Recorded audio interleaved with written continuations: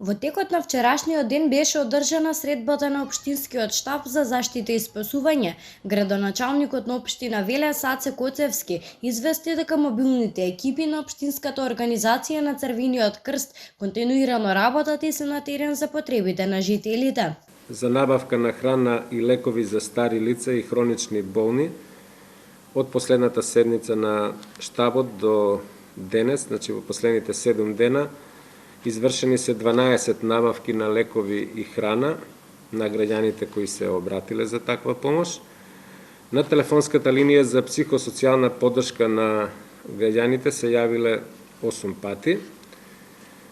Распределбата на хуманитарните пакети од пунктот во ученичкиот дом Лазар Лазалевски се врши секојдневно континуирано со поддршка и помош на волонтери од Црвениот крст, други волонтери со возила и вработени од детската градинка Димче Мирчев. Најголемиот дел од овие пакети се веќе распределени, но има најава и за дистрибуција на нови.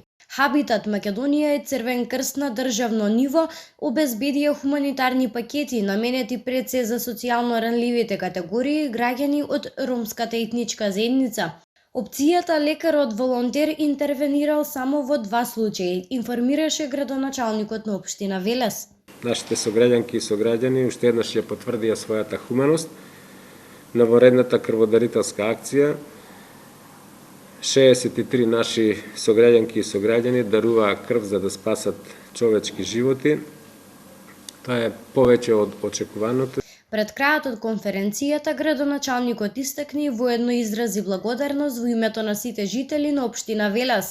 Според досегашната целокупна проценка, заклучокот е дека општина Велес успешно се справува до денес со настанатата ситуација.